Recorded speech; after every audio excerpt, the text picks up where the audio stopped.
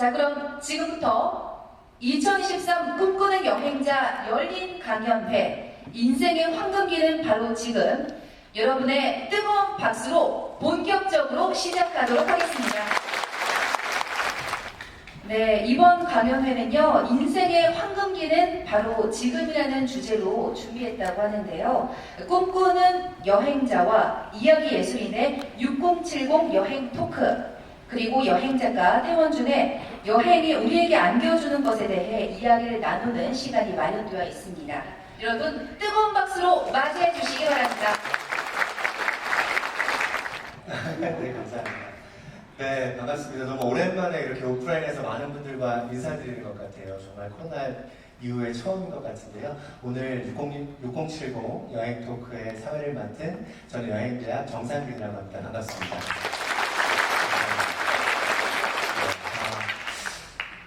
저희가 코로나 이후에 이렇게 행사를 준비하면서 어떤 게 가장 의미 있을까 많은 생각을 했는데 가장 중요한 게 우리 동년배 선생님들의 이야기를 들어보는 시간이 아닐까라는 생각을 했습니다.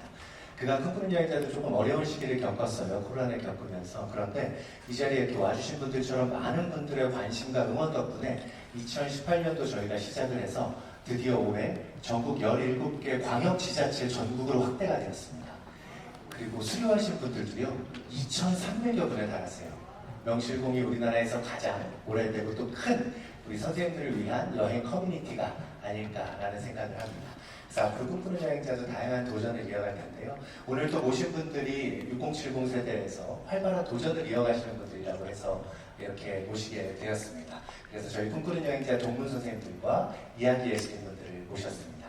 그러면 먼저 우리 김은혜 선생님부터 한 분 한 분 간단히 소개를 해주시면 좋을 것 같아요. 안녕하세요. 저는 서울에서 송파구에서 이야기 예술인을 하고 있는 김은혜라고 합니다. 안녕하세요.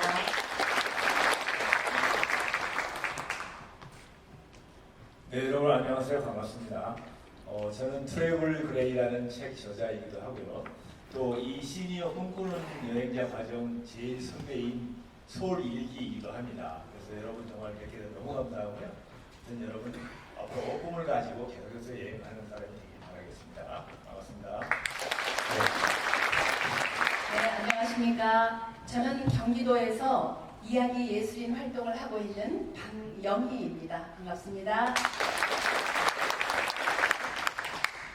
저는 멀리 광주에서 이야기 예술인 활동을 하고 있는 양순영입니다. 반갑습니다. 안녕하세요. 서울에서 600년 역사와 근대까지 문화예술하고 있는 여행자이기 이서웅입니다. 반갑습니다.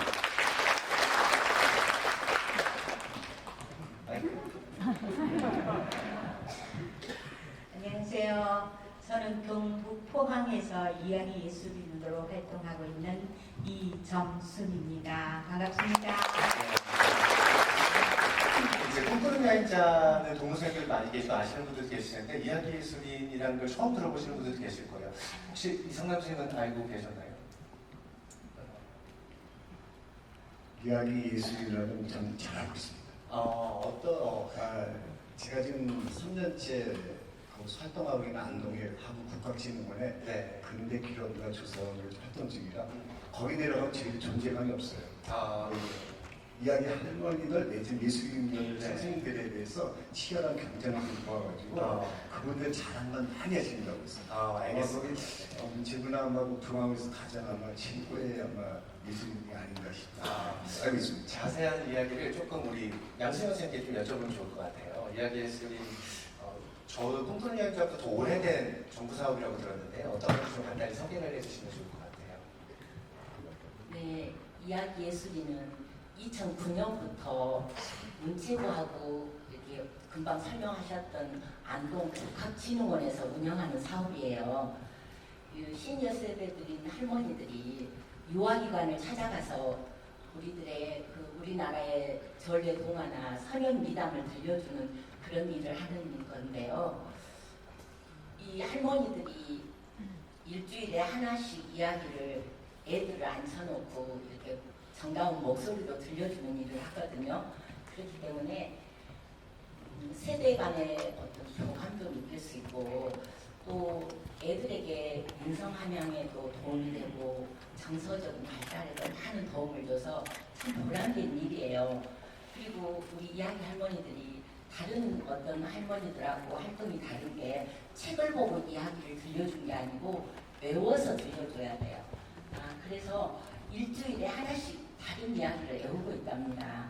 그렇기 때문에 항상 외우는 그 활동을 통해서 뇌의 활동이 너무나 활발해서 우리들은 전부 이야기 할머니들은 항상 활기차고 밝은 표정으로 젊게 살아가고 있어요. 그래서 모두 다 모습들이 이렇게 아름답고 네, 감사합니다. 그러면 이 이야기 예술인에 참여하시게 된 계기나 이런 것도 궁금한데 우리 방혜선 선생님께서는 어떤 계기로 이야기 예술인 활동에 참여하게 되셨어요? 저는요 2015년부터 이야기 예술인 활동을 하고 있는데요. 이야기 예술인 활동을 하기 전에 전국 신앙송 동아구연대회를 나간 적이 있어요. 그런데 거긴 정말 우연한 기회로 나가게 됐는데 거기서 최고상인 대상을 받은 거예요. 그런데 이제 시상식이 끝나고 나서 심사위원 중에 한 분이 저한테 오셔서 신앙송도 알고 있느냐, 신앙송도 한번 도전해보는 게 어떻겠냐고 말씀을 해주셨어요. 그래서 이제 그때부터 신앙송이 뭔가 알아보고 이제 도전하기 시작했죠.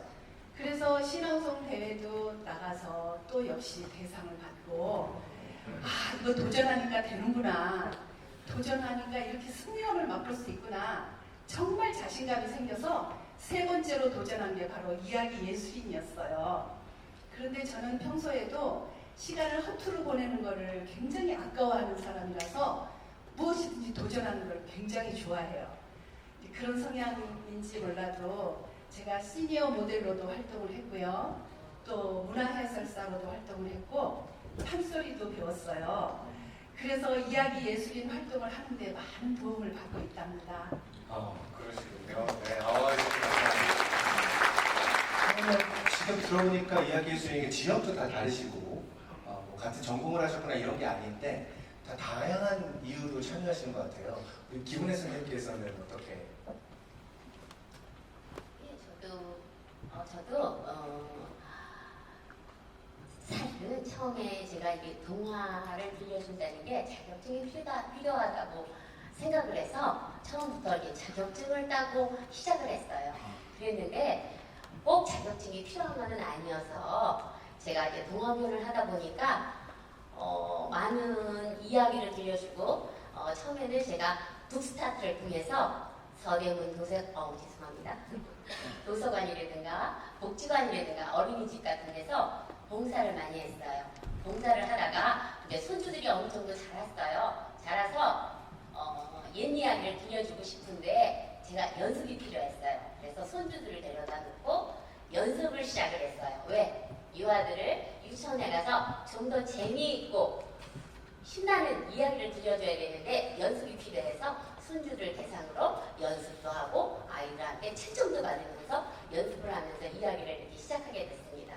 그리고 유치원에 가서 아이들이 저를 반겨줄 때는 너무나 행복감이 커요. 와, 이쁜 이야기 할머니 오셨다 하면은 제가 그날은 신나서 이야기를 더 잘하게 되더라고요. 그래서 이렇게 아이들하고 이제 이야기를 하기 시작하게 되었습니다. 네, 다양한 도전들을 이어가고 계신데요. 사실 우리 꿈꾸는 여행자도 도전이라는 단어랑 정말 잘 어울리는데 거기에 우리 빠질 수 없는 분이 우리 한경표 선생님이라는 생각이 드는데요. 18년도에 이제 처음 만나뵙고 19년도에 저랑 같이 강연을 하시기도 하고 20년도에는 책을 조술하시기도 하고 지금은 시니어 선생님들을 위한 자유여행 리더로서 또 다양한 활동을 하고 계시는데 어떻게 이렇게 지치지 않고 계속 활동을 이어가시는지 좀 궁금합니다. 네, 제가 사실 이 40년간 공직 생활을 했었습니다. 그래서 40년간 공직 생활하는데 되돌아보니까 저를 위해서 살아온 날이 별로 없었던 것 같아요. 나를 위해서 돈을 쓰거나 시간을 낸 적이 별로 없었고요. 오로지 공직 생활을 하다가 평생을 바친 것 같아서 닥치고 여행을 한번 해보자. 제가 평소에 여행을 좋아했거든요. 그래서 우연히 책을 접했는데 퇴직하면서 브라이언 트레이시라고 캐나다의 아주 유명한 동기부여가고 저술가이십니다. 그분이 지금 팔순이신데요. 책을 84권을 쓰신 분이에요. 대단한 분이죠. 그분은 한국에 한번 초대할 때도 한 강사료가 한 2억 정도 되는 그런 유명하신 분이에요. 근데 그분의 책을 접한 게 뭐냐면은 사하라 여행이었어요. 그래서 거기에 보면은 그 사하라 사막을 고등학교를 졸업하고 횡단하면서 느꼈던 말을 느끼는데 그게 뭐냐면은 제 가슴에 꽂혔던 말 한마디가 길이 부르는 소리에 응답하라. 인생은 누구나 한 번쯤 건너야 할 사하라 사막이 있다. 그 어떤 고비를 넘기면서 자기 인생을 새로 탄생한다는 얘기죠. 근데 그분의 얘기를 들으면 뭐 가슴이 벌렁벌렁 뛰는데 그때 제가 가슴을 이렇게 울리는 소리가 뭐였냐면은 경표야 여행을 떠나라. 이제는 네 시간을 가져라. 너만의 시간. 거기에 감동을 받아가지고 그 마음이 울리는 것에 움직이면서 첫 번째 시작했던 게 우연히 봤는데 우리 문화체육관광부와 한국관광협회 중앙회에서 주관하는 시니어 꿈꾸는 일인데 저한테 딱 맞는 코스였어요. 그래서 그때 경쟁이 한 30대 정도 됐던 것 같아요. 좀 많이 들어주셨어요. 우연히 이제 신청을 했는데 제가 1기로 졸업을 하게 됐죠. 그리고 수료하면서 마치 또 우리 뭐 국장님이나 처장님들 기회를 줘가지고 그때 당시 2019년에 그 내 나라 여행 박람회를 코엑스에서 하게 됐는데 제가 우연치 않게 거기 대표 강연을 하게 됐었어요. 근데 그게 또 강사의 기회를 얻게 한 최초의 제게 첫 기쁨을 줬던 것인데요. 그 기회를 살려서 제가 열심히 여행을 다니고 또 책을 쓰기 시작해서 책을 쓰다 보니까 또 많은 곳에서 강연을 또 요청하더라고요. 그래서 요즘도 좀 강연을 많이 다니고 있고요. 그러면서 이제 무작정 여행을 떠나면서 여행을 계획하고 배우고 주변의 응원을 더 입어서 지금 완전히 여행 컨설턴트로서 생활하고 있는데요. 그런 기회와 응원을 줬던 그 최초의 과정, 그리고 제게 너무 고마운 과정, 여러분 만나면서 정말 지금도 가슴이 설레고 왜 잠을 못 잤어요. 여러분들 뵐 그런 마음에 그래서 하여튼 여러분들이 기회가 있었을 때 열심히 자기 그 응원 속에서 자기 꿈을 펼쳐나가는 이런 걸 하셨으면 합니다. 감사합니다. 네, 감사합니다.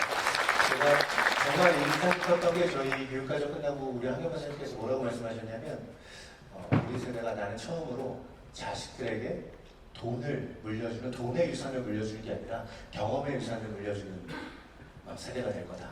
그 얘기인 즉슨 나는 여행으로 돈 다 쓰고 갈 거다라고 하셨어요. 그러니까 이렇게 기회를 직접 만들어내시는 분인 것 같아요. 그래서 또 꿈꾸는 여행자도 거기에 계기가 됐다고 하니까 너무나 저희도 감사드리고요. 또 이런 도전 보니까 우리 이야기예술인 선생님들도 얼마 전에 텔레비전에 서바이벌 프로그램에 나가서 우승하셨다고 들었어요. 요즘 엄청 바쁘게 활동하신다고 들었는데 우리 방영희 선생님 그 서바이벌에 대해서 조금 한번 설명을 해주시면 감사할 것 같아요. 네. 우리 지금 이야기 예술인 활동가로 지금 활동하고 있는 분이요. 전국에서 한 3,000여 명 넘어요. 그런데 이제 지금 그만두셨지만 전 박보균 문체부 장관께서 TVN 오늘도 주인공이라는 프로를 만들어서 우리 시니어들 더 활력 있게 살게 하고자 그 프로를 만들었어요. 그런데 그 참여하는 이제 신청자 자격이 이야기 예술인 활동을 하고 있는 사람에 한해서였거든요. 그래서 이제 1차로 신청 그 서류를 받고 그 서류와 또 영상 심사를 해서 1차로 50명을 뽑았습니다. 그래서 그 50명이 이제 방송국 스튜디오로 와서 현장 오디션을 거쳐요. 그래서 최종 16명이 이제 선발이 되었어요. 그리고 16명이 4명씩 4개조로 나눠서 이제 팀을 구성하고 팀장 한 분은 이제 연예인을 한 분씩 배정을 했어요. 그런데 뮤지컬 배우인 정영주 씨, 또 가수 육중한 씨, 그리고 개그우먼 홍윤아 씨, 개그맨 장동민 씨, 이렇게 연예인 한 명이 팀장이 돼서 저희 4명이 이제 팀원으로 이제 5명이 활동을 한 건데 본격적인 서바이벌이 시작된 거죠. 그래서 저희 4명은 이제 장동민 씨가 이끄는 국악팀에 이제 합류가 됐어요. 그런데 막내에게 남긴 유산이라는 그 동화를 판소리와 또 신명나는 사물놀이패를 접목을 해서 이제 구연극으로 배틀을 했는데 결과는 저희들이 최종 우승을 했어요. 네, 그래서 이 자리에 초대도 받았습니다. 그런데 우리가 연습하는 과정은 굉장히 좀 쉽지가 않았어요. 저희들이 팀이 4명이지만 뭐 전라도 광주, 또 경상북도, 경기도 서울 이렇게 사는 곳이 다 달라서 얼굴을 마주보고 연습하기가 굉장히 어려웠어요. 그런데도 수단과 방법을 가리지 않고 열심히 연습한 결과 최종 우승을 하게 되었답니다. 그러셨군요. 네.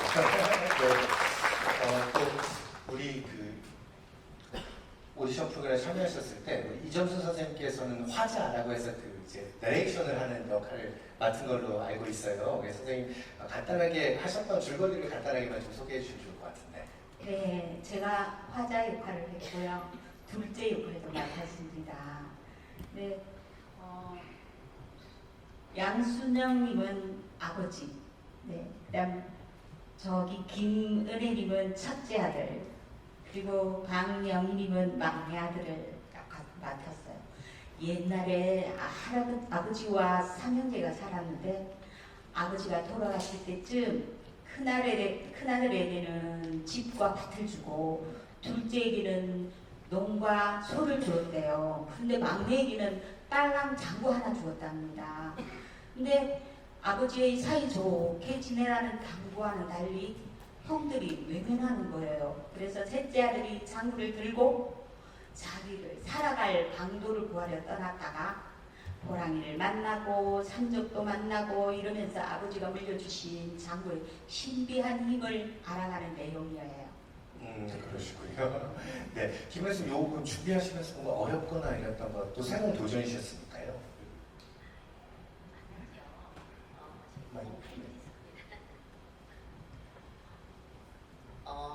저희가 뭐 유명하게 이렇게 한 사람도 아니고 그냥 옛 이야기를 들려주는 이야기만 하다 보니까 같은 이야기를 하는 사람끼리 그러니까 대사도 맞춰야 되지만은요.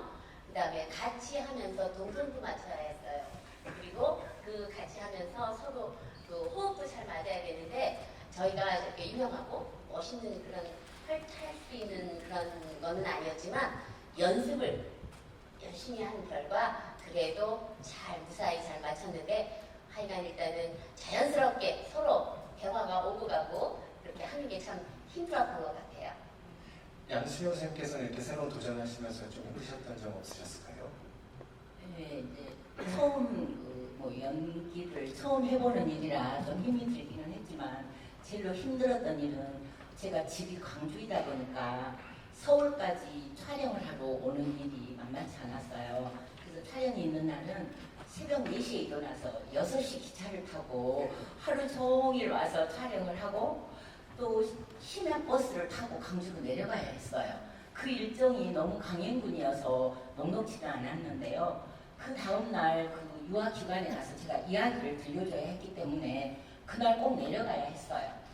그렇지만 또 이제 한편 지금 와서 생각하니까 건강하는 한 뭐든지 새로운 걸 도전해 봐야겠다는 그런 새로운 자신감도 생겨서 오히려 뿌듯해요. 그렇군요. 이장수 선생님은 어떠셨어요? 저는 화자를 맡은 그 내레이션 역할이었는데요. 제가 경북 경주에서 태어나서 포항 약 70년 가까이 경북에 살고 있습니다. 그래서 이 서울 발음이 굉장히 어렵고 힘들었어요. 그래서 툭하면 경상도 발음과 억양이 튀어나와서 그것이 참 어려웠습니다. 하지만 남편이 끝까지 도전해보라고 해서 여기까지 온 것 같습니다. 네. 잠깐 또 우리 방혜리 선생님은 연기도 하셔야 되는데 판소리도 하셔야 되고 또 이쯤에서 또 판소리로 이 서바이벌 우승까지 하셨고 판소리 안 들어볼 수 없겠죠? 좀 비슷하게 해주셔도 될까요? 네, 그러면 춘향가 중에서 사랑가 한 대목 잠깐 해보겠습니다. 반주가 없으니까 그냥 박수를 할게요. 이도령과 춘향이 사랑가로 논이나디 얼씨구 이리 오너라 업고 놀자 이리 오너라 업고 놀자 사랑 내 사랑이야 사랑이 누구나 내 사랑이지 내 사랑이로다 다음에도 내 사랑아 뚱뚱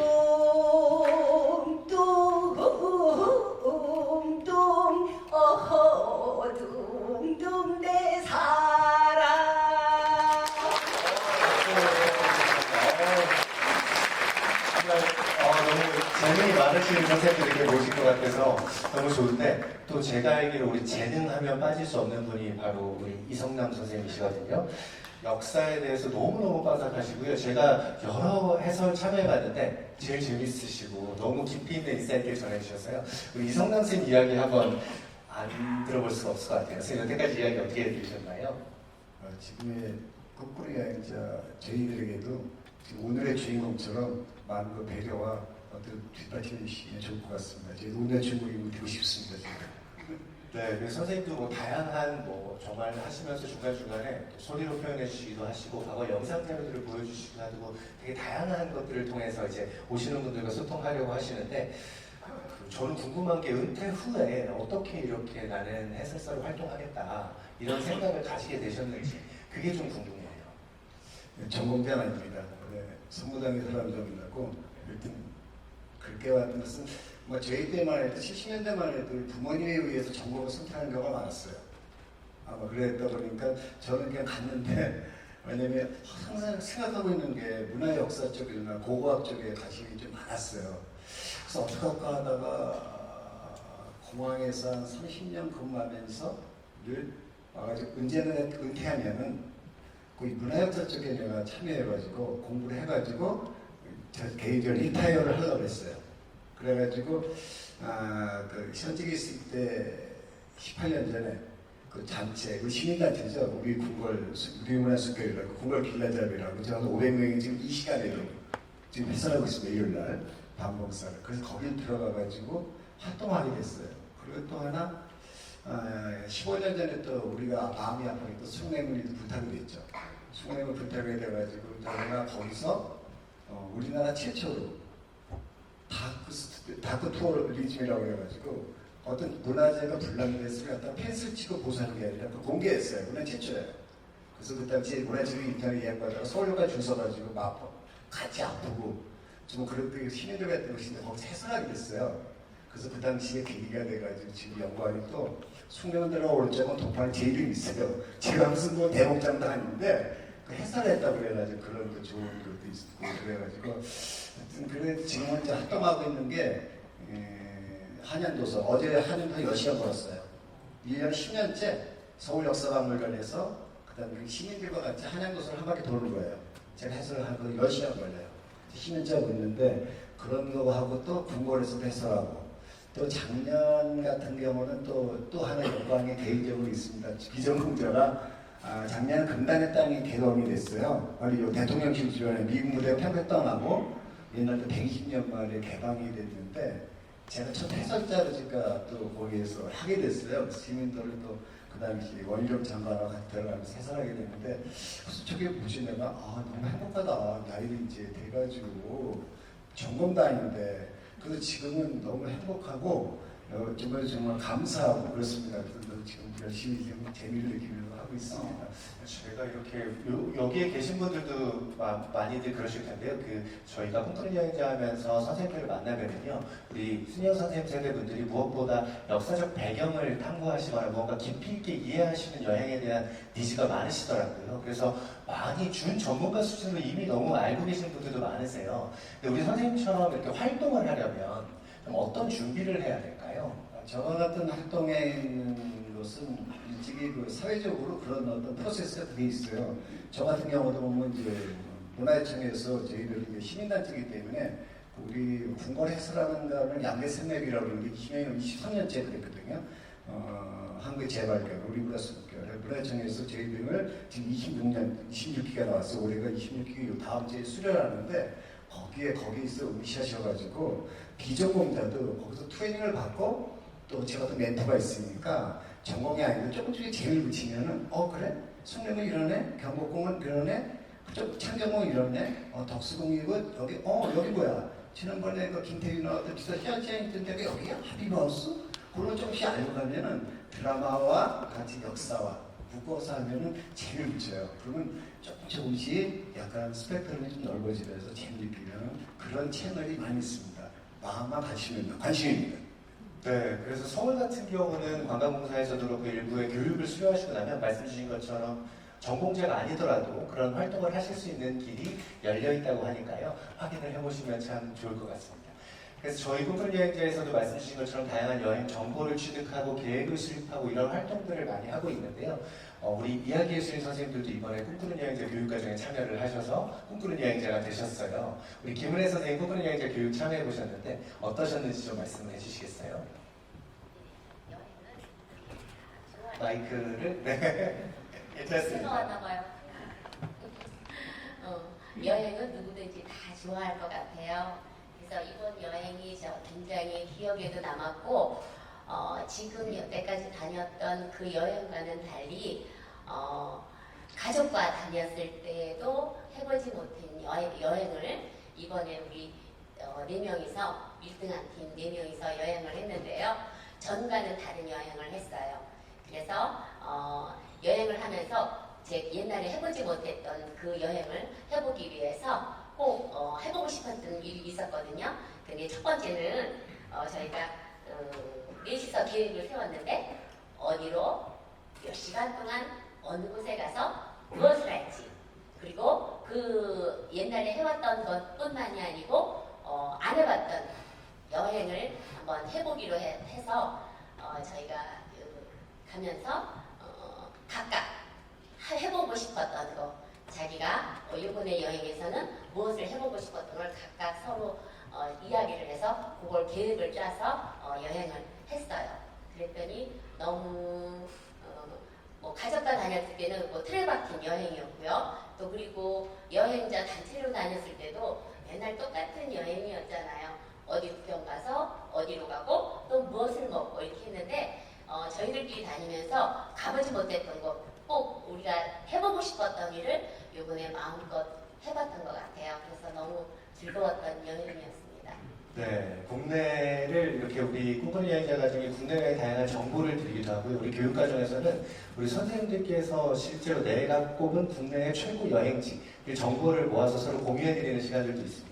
향후에는 저희가 이제 온라인상으로 교육생분들이 아니시더라도 더 많이 이런 정보를 접근하실 수 있게끔 현재 다양한 준비를 하고 있으니까요. 꿈꾸는 여행자에도 많은 관심 가져주셨으면 좋겠습니다. 그리고 조금 이제 이야기를 우리 한경표 선생님께 조금 질문을 바로 좀 드리고 싶은데요. 저희 꿈꾸는 여행자 과정 이후에 많은 여행을 하시고 최근에는 또 과거와는 다른 장기간 멀리 여행을 좀 다녀오셨다고 들었어요. 그 여행을 조금 소개해 주시겠어요? 네, 저는 사실 좀 모험을 좋아하는 편이고요. 여행을 가면은 뭐 한 달, 2달 이렇게 가는데요. 이번에는 사실 이제 코로나 때문에 한참 몇 년을 여행을 못했잖아요. 그래서 한 1년 이상 계속 이제 언제 끝나나 하고 계획하고 준비하고 했던 여행을 이제 제가 이제 언더 70, 그러니까 제가 아직 70대기 좀 멀었거든요. 그래서 70대기 전에 내 버킷리스트 큰 걸 하나 이루자 해가지고 미국 전국을 한 바퀴 도는. 그러면서 미국 본토 내 국립공원이 51개가 있습니다. 그래서 물론 옛날에 미국 대륙 횡단을 한번 했기 때문에 그때는 아주 무작정했어요. 계획도 없이 그냥 저질렀는데 이번에는 한 1년간 준비를 해서 미국에 있는 51개 국립공원을 다 완주를 하자 해가지고 6개월 계획으로 떠났어요. 그래서 원래 이제 에스타 비자를 하면 3개월밖에 안 되잖아요. 그래서 미국 비자를 또 별도로 여행 비자를 6개월을 받아서 인터뷰도 하고 해가지고 아주 야심차게 5월달에 떠났어요.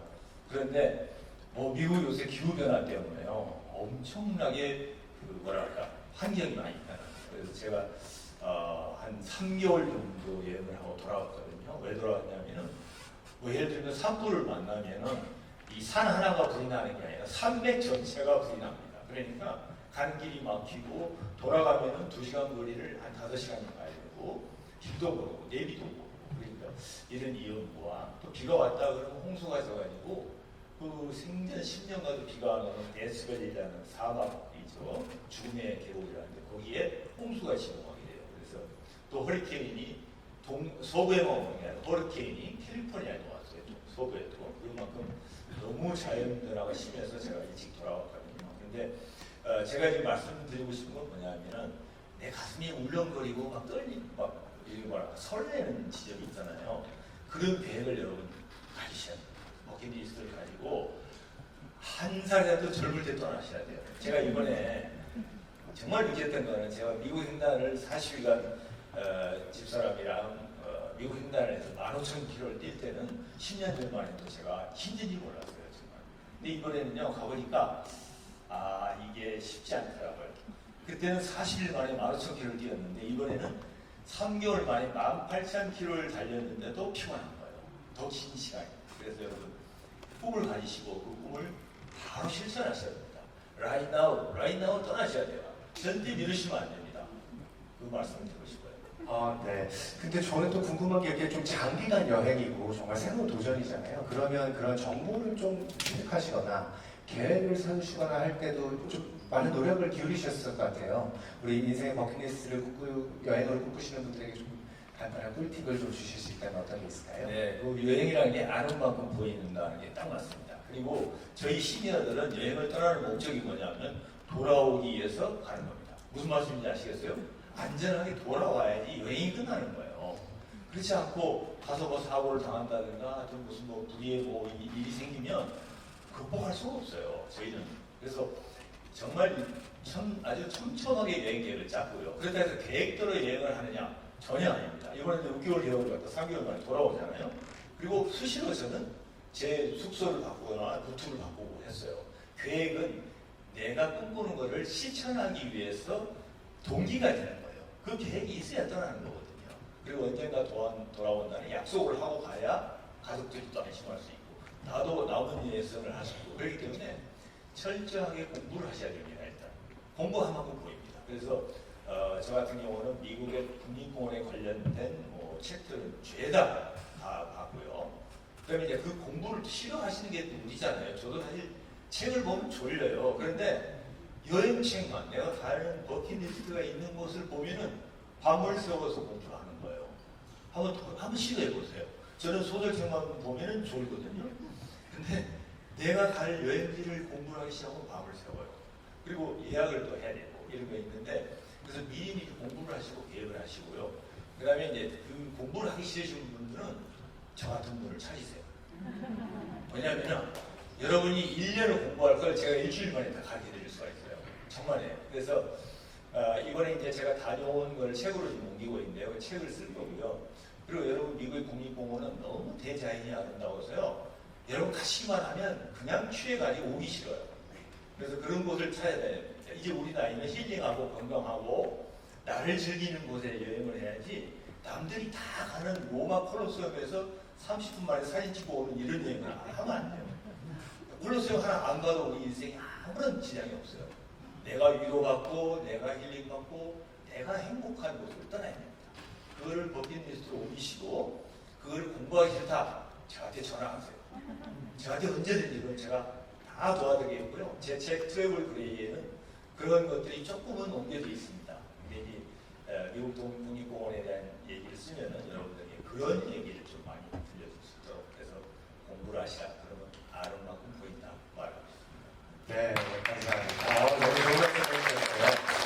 네, 아는 만큼 보인다. 맞는 것 같습니다. 그래서 그 보면 오늘 또 얘기를 들으니까 지금 우리가 여기 있지만 여행을 진짜 떠나고 싶다 이런 마음이 저는 행사를 준비하면서부터 계속 들었는데요. 또 오늘 엄청 걱정했어요. 사실 원래 이번 주 일기예보에 오늘 비 온다 그래가지고 걱정했는데 다행히 날씨가 이제 화창하거든요. 또 여기가 우리 서울의 심장부이기도 하고 우리 국립극장이잖아요, 그렇죠? 이 주변에도 뭐가 좀 많을 것 같은데 이성남 씨는 간단하게 좀 이 국립극장 근처 또 이런 것들을 설명해 줄 수 있으실까요? 국립극장은 지금 올해 50년 됐죠, 그러니까 원래 우리 어떤 게 있었던 건데 그런데 일단은 여기 주변을 봤을 때는 노래 한 소절 간단히 부를게요. 부르고 있으면 여러분 다 아실 거예요. 뚜렷이 남은 이 글씨 다시 한번 어루만지며 떠나가는 정중단공원. 이 노래가 우리의 애국가라고 가요는 사실 사랑과 이별이에요. 지금이나 옛날이나. 이 노래 가사를 보면 제가 앞에는 이제 시간강에서 자르고 중간 가사를 써요. 대호 노래가 69년대에 나왔는데 안개낀 장수다공원인데 뚜렷이 남은 이글씨 다시 한번 어루만지며 떠나가는 장수다공원이에요. 그럼 그 작사가가 배우가 뭘 뚜렷이 하면 글씨가 어루만지고 떠나간다. 여러분이 보시면은 이 장충당 동대 입구는 이 먼저 떠오르는 게 태극당하고 그다음에 장충족발이에요. 그렇죠? 네? 그거 아닌가요? 그다음 장춘제과. 그렇죠? 옛날 김기수 민호백에 있는데 꼭 싱한 거. 그다음에 신라호텔. 예, 이런 걸 생각하시는데 지금의 우리나라 현충원은 동작동이에요. 대전현충원. 그러면 유교사에서 조선시대 현충원은 있었죠. 당연히 있었죠. 바로 여기에 조선의 현충원이죠. 그거 아시는 분 별로 없어요. 그냥 그래서 1900년도에 고종이 명상호가 돌아가시고 나서 그 다음에 홍계과 이경직을 그 사람 추모하는 데 만든 게 여기가 보면 이제 길을 만들어 줘. 그러니까 나가던 데 한가 10만 내려가면 있어요. 그 여기에 장승단비가 있었던 것은 우리나라의 조선시대 때 그 외했던 장졸들 이모군란, 가신정변 거기에 돌아가신 장졸들 추모하는 바로 장승단이 됐죠. 단자가 제사단자잖아요. 한 번쯤 생각하면 왜 제사 지났어? 그러면 한 번쯤 생각하는 거죠. 뭘 진짜 내렸을까? 그래가지고 있는 곳인데 저기 주변이 10만 내려가면 지금 선생님이 말씀하신 대로 근현대사가 물씬 먹은 그런 것이 많이 있습니다. 그래서 제가 저와 같이 내려가시면은 마음껏 제가 여러분들이 근현대사를 마음껏 말씀드릴 수가 있습니다. 그러면은 혹시 오늘 끝나고 희망하시는 분들은 우리 이성남 선생님이 같이 가셔가지고 설명을 좀 해주실 수 있나요? 좋습니다. 네. 끝나고 혹시나 이 근처에 1시간 정도 이곳의 역사유를 알고 싶다 하시는 분들은 끝나고 남아주시면 우리 이성남 선생님이 해설을 한번 해주신다고 하니까요. 이따 또 자세한 이야기를 한번 들어보시면 좋을 것 같습니다.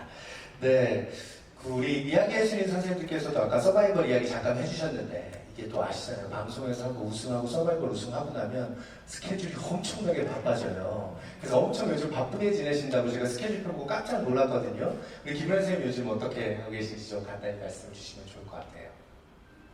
예, 요즘은 서바이벌 그거 끝나고 나서 생각지도 못한 인터뷰도 많이 들어왔고요. 그리고 이제 제 이 공연을 지금 하고 있습니다. 그래서 제가 잘 기억 못하니까 보고하겠습니다. 지금 10월 달부터 저희가 지방 순회 공연을 지금 할 거예요. 그래서 죄송합니다. 저뭐 팁 있는 거죠? 네, 뭐 10월부터 해서 계속 이제 스케줄이 이어지고. 죄송합니다. 제가 요즘 감기와 몸살과 대상포진에 걸려가지고 제가 TV에 녹화를 하다가 대상포진에 걸렸어요. 그래서 이게 막 진물이 나오고 고름이 나오고 이래가지고 아직까지도 후유증에 시달리고 있어요. 그래서 좀 목도 쉰 상태고 막 이런데 좀 예쁘게 봐주시기 바랍니다. 2023년 전통 이야기 융복합 전국 순회 공연 밴드팀 있고요. 뮤지컬팀, 넌버벌팀, 국악팀 이렇게 4팀이 공연을 하게 되어 있습니다. 대구를 시작으로 해서 서울까지 돌아오는데요. 대구는 10월 28일 10시 30분과 15시에 2회 공연이 있습니다. 그리고 광주에서 교대 하정우 아트홀에서 11월 4일 날 있습니다. 대전에서는 11월 8일 날 공연이 있고요. 마지막으로 서울로 올라와서 서울 강동 아트홀에서 이틀간 공연을 합니다. 저희 11월 24일과 25일 10시 30분과 15시에 공연을 할 예정인데요. 많은 분이 와서 좀 봐주셨으면 좋겠어요. 그리고 TVN과 달리 이 공연은 저희가 연극 무대예요. 그래서 막 동선 맞추기 힘들고 막 그러긴 하지만 저희들이 열심히 준비하고 있으니까 잘하는지 못하는지 와서 좀 많이 봐주셨으면 감사하겠습니다. 네. 감사합니다. 네, 감사합니다. 네. 올해는 이렇게 공연 스케줄이 계속 예정되어 있으시고 우리 이점 선생님 같은 경우는 올해 그러면 이 이야기해주신 공연 끝나고 나면 내년도에는 좀 나는 또 이런 새로운 도전을 해보고 싶다 하는 게 있으신가요? 네, 원래 이야기 예술인 전부터 주일학교 교회요. 주일학교 교사와 노인대학 강사를 했었어요. 근데 우리 어르신들 모시고 여행 다닐 기회가 굉장히 많거든요. 내년에는 경북에 오실 여행자 교회 여행 프로그램에 꼭 참석해서 저희 여행 리더십을 업그레이드 하고 싶습니다. 네. 또 꿈꾸는 여행자 과정에서도 앞으로도 참여를 하실 거고요. 한데요. 시간이 생각보다 이게 짧아요. 그래서 벌써 이제 거의 여행 토크 마무리할 시간이 되어 가는데요. 우리 선생님께서 돌아가시면서 한 분씩 이 자리에 계신 우리 동년배 선생님들께 전하시고 싶은 말씀이 있으면 간단하게 말씀 부탁드리고 우리 김은혜 선생님부터 해주실까요? 네, 저기 늦었다고 할 때가 가장 빠르다고 하잖아요. 자기가 잘할 수 있는 일, 내가 하고 싶은 일을 열정을 갖고 열심히 도전을 하다 보면은 삶에 행복이 있을 것 같습니다. 성공만 바라지 마시고 지금이라도 시야를 넓게 가지시고 꿈을 펼치시길 바랍니다. 감사합니다. 네, 사실 그 여행이라는 게 참 묘한 거죠. 가슴을 설레게 하고 모든 걸 다 잊어버리게 하는데요. 가장 여행하는데 중요한 게 뭐냐면 용기라거든요. 저희들이 여행을 안 가는 이유를 찾으면 100가지가 넘습니다. 딸내미가 내일 모레 아이를 낳죠. 아들이 또 무슨 뭐 취업을 했다는데 또 시어머니가 또 어디가 아프시다는데 100가지가 넘어요. 안 가려고. 그런데 가려고 하면은 이유가 딱히 없어요. 뭐 하기에 찾아야 되냐? 용기를 내시고. 내가 언제 간다고 목표를 정하고 버킷리스트를 가지고 계시면 떠나게 됩니다. 돈의 문제가 아니고 나이의 문제도 아니고요. 여행은 용기의 문제입니다. 여러분 같은 언제든지 여행을 떠날 수 있는 준비를 하셔야 돼요. 그렇지 않으면 영원히 내가 하고 싶은 여행을 하지 못합니다. 그래서 일단 저지르 주시죠.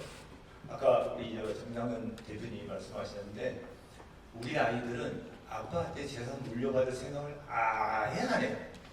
물론 재산이 없어서도 그렇겠지만 왜냐하면 아빠는 퇴직금이든 뭐 여행 적금이든 돈만 모이면은 바로 떠나고 없어요. 간다 하고 일주일간에 통보하고 가버리거든요. 저는 한갑잔치도 남미에 갔다 왔어요. 칠순잔치는 어디 살지 제가 비밀이에요. 그러면 아이들이 걱정을 안 해요. 아버지 한갑이 됐는데 선물을 뭐 할까 고민 안 합니다. 그냥 없거든요. 자리 없거든요.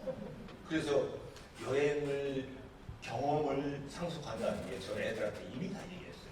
너희들에게는 나의 이 여행 경험과 나의 이야기와 너희들에게 혹시 도움이 될 수 있는 것을 나는 준비해서 그걸로 너희에게 상속을 하겠노라. 그렇기 때문에 아이들이 아예 저한테 아버지 이번에 뭐 저 집 사야 되는데 돈 좀 이런 얘기를 할 수가 없어. 돈이 없는데 내 통장에 있어. 그런데 그 통장은 제가 절대 건드리지 않거든요. 그래서 여러분한테는 중요한 게 용기고요. 그 다음에 건강입니다. 매일 걸으셔야 되고요. 저는 맨날 BMW만 타고 다닙니다. 제 차는 없어요. 그래서 항상 걸으시고 운동하고 산에 가시고 그리고 여러분들 같이 정말 설레고 가슴이 두근두근한 사람만 만나세요. 옛날 얘기하고 잔소리하고 왕년에 뭐 이런 얘기하는 사람은 아예 친구를 곁에 주지 마세요. 그러면 저처럼 이렇게 약간 맛이 간 듯한 약간 미친 듯한 그 꿈을 꾸면서 매일 설레는 삶을 살 수가 있습니다. 여러분한테는 용기를 내시고 건강하시기 바랍니다. 네, 인생은 그냥 흘러가는 것이 아니라 뭔가로 채우는 거라고 저는 생각을 해요. 그래 내 인생의 주인공이 누굽니까? 바로 저 아니에요. 그러니까 저부터 챙기고 사랑하고 자기를 잘 다독거리라고 말씀해 드리고 싶고요. 또 이제 이거 한 가지만을 꼭 기억해 주시라고 말씀드리고 싶어요. 이제 좀 늦은 감은 있지만 그래도 건강이 허락하는 한 도전하는 용기와 또 하면 된다는 믿음 그거 하나만 갖고 사시면 성공하는 삶이 되지 않을까 싶습니다. 네, 우리들이 우리의 그 삶을 여행이라고 또 표현을 하잖아요. 근데 여행을 우리가 이렇게 계획할 때도 그렇지만 어떤 길을 선택하냐에 따라서 내가 여행의 방향이 달라집니다. 그래서 우리들이 살아가는 모든 일들은 선택에 의해서 결정이 되더라고요. 그러니까 내가 어떤 일을 이렇게 결정해야 되고 선택해야 할 때는 최상의 선택을 하시도록 하고 그 긍정적인 마음을 갖고 일단 선택을 하셔서 그 선택이 정말 잘된 선택이어서 내가 뒷날 뒤돌아봤을 때 내 인생이 후회스럽지 않구나 그런 생각이 드실 수 있도록 그렇게 긍정적인 마음으로 할 수 있다는 마음으로 사셨으면 합니다.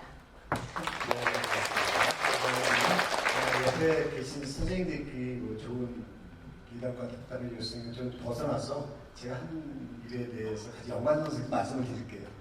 오는 두 가지가 설레고 감동이에요. 여러 선생님들이나 또 동료를 만나고 하고 오늘 5시에 광화문이 열립니다. 5시. 월대가 생겨요. 30m가 올해 5시에 그 통계를 들어보면 가면 그리고 또 광화문의 현판 편액이 오늘 검정 색깔의 금빛 글자가 딱 들어가요. 이름하여 복칠금자라고 그러죠. 그거다가. 근데 그것이 이제 다시 재조명돼 버리는데 우리나라의 랜드마크는 사실 광화문입니다. 그래서 오늘 누가 떠올랐냐면 이 돌아가신 그 이용우 씨가 작곡가 이용우 씨가 떠올랐어요. 그분들 노래 중에 가장 우리가 다 아시는 뭐 이문세 불렀고 정동아 불렀고 이수영이 부르는 거 강화문 연가 있죠. 하우스에서 다 아시잖아요. 그 노래 가사 중에 적혀 있어요.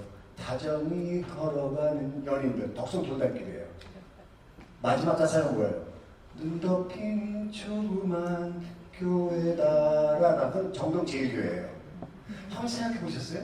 아니 이분이 작곡가 작사가가 그 정동 연가를 해야 되는데 대학원 연가가 맞지 않나요? 덕수궁? 그런데 이분을 왜 이용호 씨는 그걸 했을까? 바로 오늘 같은 게 밝혀진 것 같아요.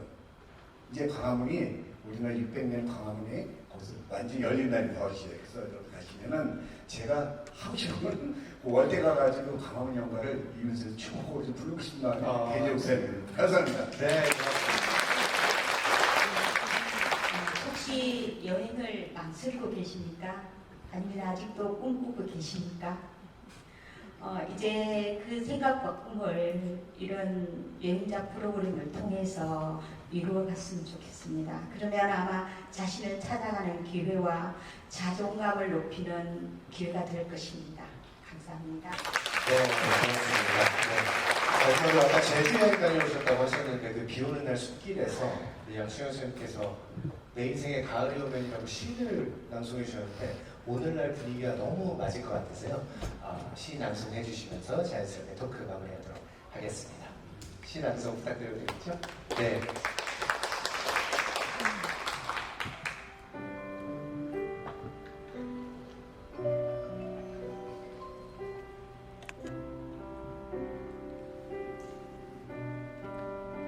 내 인생에 가을이 오면 내 인생의 가을이 오면 나는 나에게 물어볼 이야기들이 있습니다. 내 인생의 가을이 오면 나는 나에게 사람들을 사랑했느냐고 물을 것입니다. 그때 가벼운 마음으로 말할 수 있도록 나는 지금 많은 사람들을 사랑하겠습니다. 내 인생의 가을이 오면 나는 나에게 열심히 살았느냐고 물을 것입니다. 그때 가벼운 마음으로 말할 수 있도록 지금 내가 맞이하고 있는 하루하루를 최선을 다하여 살아야겠습니다. 내 인생의 가을이 오면 나는 나에게 사람들에게 상처를 준 일이 없느냐고 물을 것입니다. 그때 자신 있게 말할 수 있도록 사람들을 상처 주는 말과 행동을 하지 말아야겠습니다. 내 인생의 가을이 오면 나는 나에게 삶이 아름다웠느냐고 물을 것입니다. 그때 기쁜 마음으로 대답할 수 있도록 내 삶의 날들을 기쁨으로 아름답게 가꾸어 가야겠습니다. 내 인생의 가을이 나는 나에게 어떤 열매를 얼마만큼 맺었느냐고 물을 것입니다. 그때 자랑스럽게 말할 수 있도록 내 마음밭에 좋은 생각의 씨를 뿌려 좋은 말과 행동의 열매를 부지런히 키워가야겠습니다.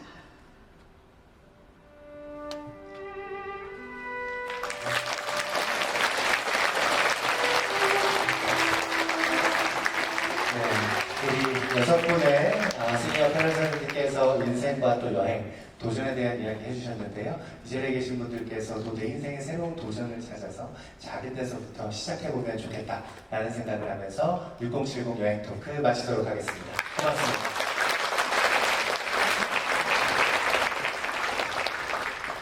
어머니와 600일간 80개국을 여행한 태원준 작가님을 모시고 여행 우리에게 안겨주는 것에 대한 이야기를 들어보는 시간을 갖도록 하겠습니다. 여러분, 태원준 작가님을 뜨거운 박수로 맞이해 주시기 바랍니다.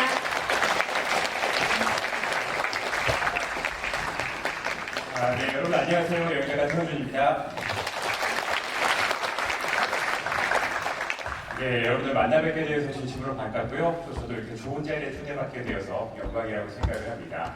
저도 오늘 여행작가다 보니까 여러분들께 재미있는 여행 이야기 준비를 했는데요. 오늘 오신 분들이 다들 여행을 좋아하실 거라고 믿고 있습니다. 예, 올해 정말 생뚱맞게도요. 제가 이렇게 세계 곳곳을 누비던 사람이었는데 어느 순간 우리나라에도 큰 관심을 가지게 됩니다. 그 계기가 참 특별한데요. 여러분 지금 자세히 보시면은 이 친구가 왜 90국에서 멈춰 있을까 이런 생각을 하실 것 같아요. 홈쇼핑도 아니고 39,900원도 아니고요. 예, 이 90부라는 숫자에서 정말 황당하고 어떻게 보면은 전화위복인 여행이 시작되게 되는데요. 3년 전입니다. 2020년 1월이었어요. 제가 100번째 나라를 찍기 위해서 유럽으로 출국을 한 상태였습니다. 그래서 저는 한 4개월 정도 이제 계획을 짠 뒤에 4개월 정도 제가 축제를 좋아하다 보니까 유럽의 축제를 쭉 둘러보다가 4개월 차에 꿈꿨던 100번째 나라를 딱 찍고 한국으로 돌아오는 완벽한 계획을 이제 세운 그런 여행이었습니다. 차근차근 저의 꿈을 이루어가고 있었는데 2020년 1월이니까 여러분 어떤 시기인지 아시겠죠? 갑작스럽게 저의 이 계획을 방해하는 황당한 일이 벌어지기 시작합니다. 어떻게 좀 위험한 일이었죠. 제가 1월에 출발할 때만 하더라도 코로나라는 단어가 없어졌거든요. 중국 어딘가에서 폐렴이 이렇게 전염이 됐다.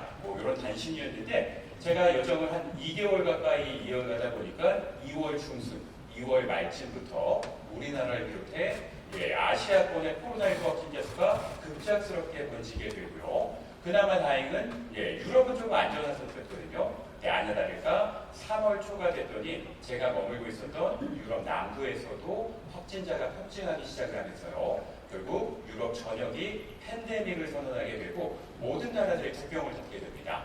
단순히 국경만 닫는 게 아니라 그 당시에는 코로나 경각심이 너무나 심할 때여가지고요. 여행지라든지 아니면 관공서, 심지어 마트나 음식점까지 다 이제 문을 닫는 그런 상황이 오게 됩니다. 이러다 보니까 제가 제대로 여행을 할 수가 없었겠죠. 그래서 저는 급하게 굉장히 큰 위기감을 겪으면서 한국으로 무사히 돌아오게 되는데 그 당시의 모습입니다. 코로나19 직전까지 저는 니스 카니발, 베니스 카니발 많이 들어보셨죠? 이런 축제들을 즐기면서 여정을 이어가고 있었는데 이렇게 갑작스럽게 리스본 공항을 통해서 우리나라로 겨우겨우 입국을 하게 되고요.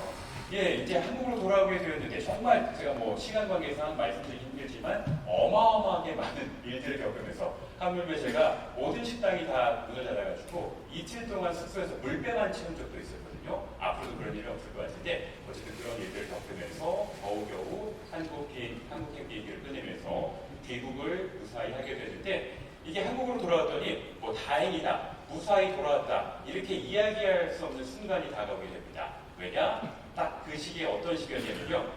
여행의 이응자만 꺼내도 욕을 먹는 시기가 온 거예요. 여러분 기억하시죠? 어제 코로나19 확진자 수가 몇 명인지 관심도 없으시겠지만 그 2020년 3월, 4월만 하더라도 하루에 확진자 수가 100명 정도만 되고요. 뉴스 특보가 나오는 순간이었고 또한 그걸 끝나는 게 아니라 100명의 확진자가 있으면요. 동선을 추적해서 그 접촉자 다 걸러서 3주 동안 자가격리시키고 또 그 확진자들이 다녀갔던 모든 곳들을 폐쇄하는 그런 상황이었습니다. 가령 여기 혹여라도 코로나 확진자 수가 여기 다녀갔다면 이 공간도 폐쇄가 되는 거죠. 그 정도로 끔찍한 시간이었기 때문에 여행을 꺼낸다 시기에 여행을 간다고 누구를 만난다고 돌아다닌다고 말도 안 되는 시기였던 거죠. 이러다 보니까 제가 갑작스럽게 소위 거의 직업을 잃게 되는 그런 위기감을 겪게 되고요. 아무데도 갈 수가 없었고 3개월 동안 작업실에 갇혀서 끊임없이 스트레스를 받고 슬럼프에 빠지는 기간이 찾아오게 됩니다. 왜냐? 이렇게 강연이나 뭐 방송에서도 여행은 금기되어 있기 때문에 거의 3, 4개월 동안 제가 아무 일도 하지 못했거든요. 이렇게 어떡하지? 이 정말 처음 찾아온 여행자로서의 위기를 어떻게 극복하지? 이런 생각을 했었는데 근데 희한하게도 저는 이 순간에도 어쨌든 저를 살릴 수 있는 거는 내가 이 어떤 아픔을 치유할 수 있는 거는 여행밖에 없다고 생각을 했습니다. 뭐 배운 게 도둑질이라고 갑자기 제가 다른 일을 알아볼 수도 없는 거고 그 다음에 계속 여행 말고는 여행을 떠드는 거 말고는 잘하는 게 없는 놈인데 다른 걸 도전할 수가 없었던 거죠. 어떻게 해야 될지 고민을 하고 있었는데 정말 다행히도요. 2020년 7월에 이제 확진자 수가 줄어들기 시작을 하고요.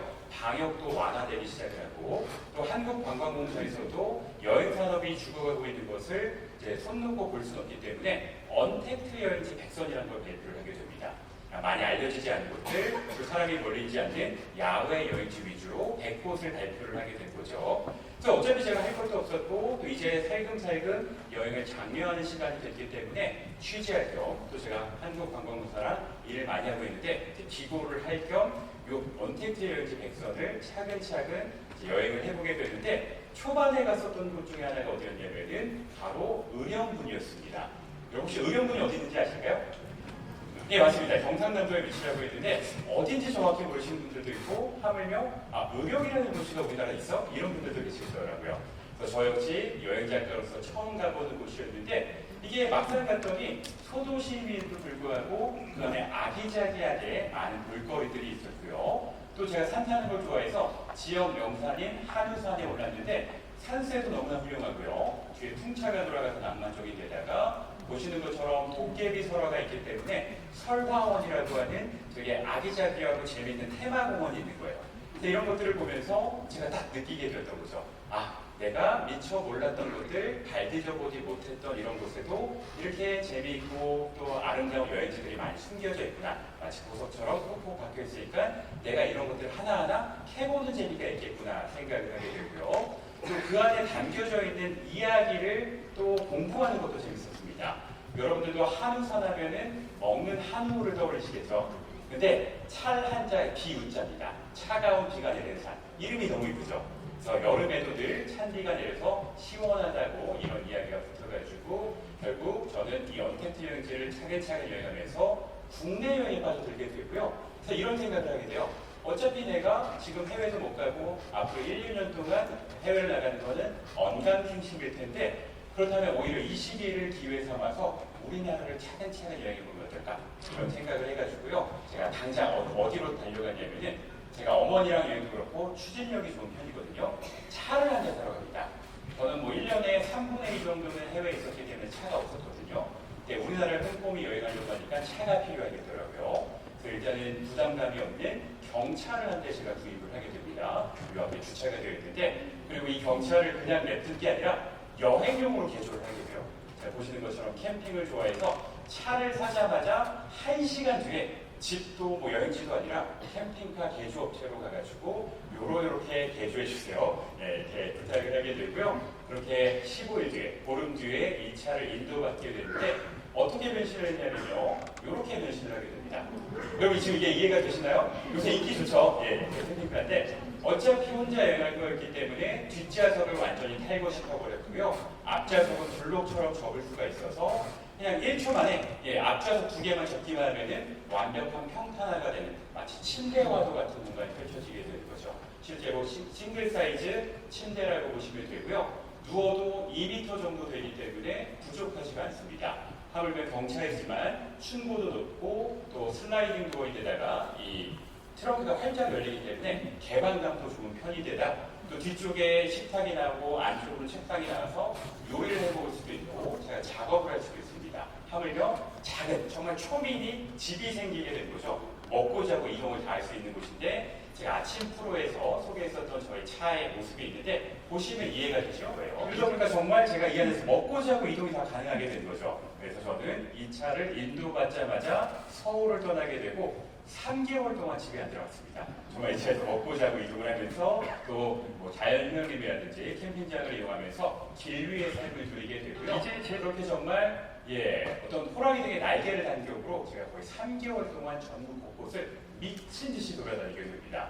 계속해서 이제 여정을 이어가다 보니까 한 3개월 차쯤에 문득 이런 생각이 들더라고요. 내가 지금 많은 분들이 떠나지 못하는 시기에 조심조심 국내 여행을 하고 있는데 이걸 잘 그냥 체계적으로, 그러니까 무계획적으로 할 게 아니라 체계적으로 여행을 잘 한 다음에 이걸 잘 정보를 모아서 나중에 떠날 수 있는 시기에 많은 분들께 이 정보를 공유하면 어떨까? 여행자로서 이런 좀 사명감이 생겨가지고요. 결국 이 여행을 전국 일주로 확장을 하게 됩니다. 그리고 제가 생각했던 전국 일주의 기준이 뭐였냐면은 우리나라에 존재하는 모든 도시를 다 가보는 것이었습니다. 여러분 혹시 여기 서울특별시를 비롯해서 우리나라에 지금 몇 개의 시군이 있는지 아실까요? 가령 경기도에는 31개의 시군이 있고요. 강원특별자치도에는 18개의 시군이 있습니다. 충청북도는 11개. 다 합치면은 정확히 161개의 시군이 있거든요.